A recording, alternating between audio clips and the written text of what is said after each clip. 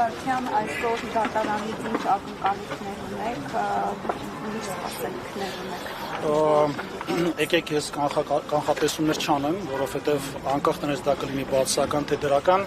կարծում եմ, որ դա կարող է դիտարկվել որպես դատարանի վրա հավելակ ճնշում, ու որպեսզի նման խնդիր չառաջանա, մարտի դաշտը դատական առումով իհարկե մենք վստահում ենք մեր իրավաբաններին, մեր փաստաբաններին, ովքեր իրենց պրոֆեսիոնալիզմով եւ գիտելիքներով կարող են ճիշտ պաշտպանել մեր ուժեղ Հայաստան Կոնստիտուցիոն նախագահ Սամվել Կարապետյանը։ Սամվել Կարապետյանը կալանքի տակ է, որը սկզբում բանում էր, կալանավայրում էր, հետո տնային կալանք, ամեն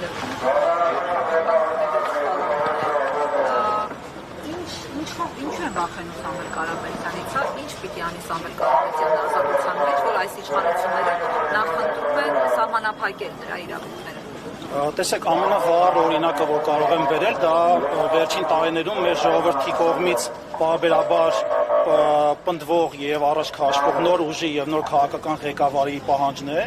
ու սա ակնհայտ փաստ է, այսինքն ժողովուրդը տեսնելով, որ տարիներ շարունակ ցավոք սրտի մեր քաղաքական ուժերը չկարողացան բան փոխել, նոր ուժ են ցանկացել եւ Սամվել Կարապետյանի եւ հնարավորությունները եւ ազգային արժեքները այնքան բարձր են, որ կարող է անիվը այս մեր անկման եւ կործանման կանգնեցնել առնվազն։ Մենք գիտենք, որ դրանից հետո շատ ավելի ծանր աշխատանք է սպասվում, մենք չունենք այնպիսի հեշտ պատկերացումներ, որ իշխանության գալուց հետո 1-2 օրում ինչ-որ դրական մեծ փոփոխություններ են լինելու, բայց Սամվել Կարապետյանի ներուժը եւ հնարավորությունները նաեւ բանակցությունների առումով գիտելիքները այնքան բարձր են, որ այս իշխանությունը գիտակցում է, որ նախ ջրի երես են դուրս գալու իրենց կողմից կատարված ապօրինությունները, պայմանավորվածությունները, որոնք հակասում են մեր հայ ժողովրդի շահերին, եւ երկրորդով արդեն այս մարդը իր հնարավորություններով կարողանալու է ասել ոչ, ասել, որ դա մեր ժողովրդի ազգային շահերին դեմ է։ Մենք չենք համաձայն այս կամ այն պայմաններին կամ առաջարկություններին, հետեւաբար դա մեր երկրին արդեն 8 տարի է մեր երկիրը քամվում է, մեր երկիրը ենթարկվում է տարբեր հալածանքների, տարբեր ոլորտներով եւ այն իրավիճակը, որ հիմա մենք ունենք, պարզապես անընդունելի է։ Նիկոլ Փաշինյանը Եվրոպայի ամբիոնից բողոքեց ներկայացական խնդիրներից, եկեղեցուց, հոգևորականներից, ընդդիմադիրներից հնարավոր անհնար ամեն ինչից։ Ինչն էր իր մոտիվացիան, ուզում էր աջակցություն ստանալ միջազգային եկեղեցու դեմ արշավանքների համար, ինչն էր։ Ես կարող եմ այսպես եմ ընկալում այդ հարցի պատասխանը, տեսեք, նախ եւ առաջ գիտենք, որ շատ են ճնշումներ եղել դրսից եկեղեցու մասով, մենք նույնպես մասնակցել ենք ԱՄՆ-ում միջոցառմանը, որտեղ ներկայացվել է ճնշումները մեր եկեղեցու նկատմամբ, արդեն կա քանի ամիս է արդեն կա այդ ճնշումը, միջազգային ճնշումը Նիկոլ Փաշինյանի կառավարության նկատմամբ, որ դա ուղղակի չի տեղավորվում մարդկային բանականության մեջ եւ կարծում եմ, որ այդտեղի ելույթը նաեւ փորձեր բալանսավորելու այն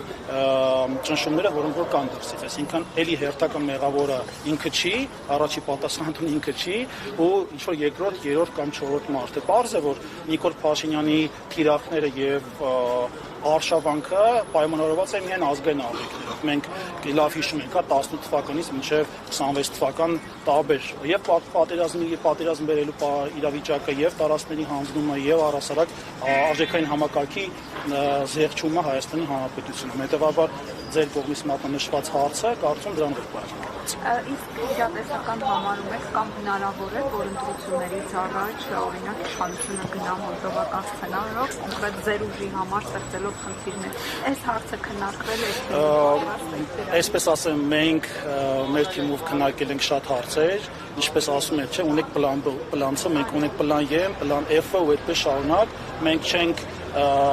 վախենում կամ մտածում, որ Նիկոլ Փաշինյանը կարող է մեզ այս կամ այն ճանապարհով արգելել, ու նաև նշեմ, որ դա պարզապես ապօրինի գործողություն է լինելու եւ վստահեցնում եմ ձեզ, որ մեր քաղաքական ուժը ունի այդ հնարավորությունները եւ կանխատեսելու եւ կանխարգելու ապագայում սպասվող մեզ համար Նիկոլենց մարտահրավերները, այսպես ասեմ։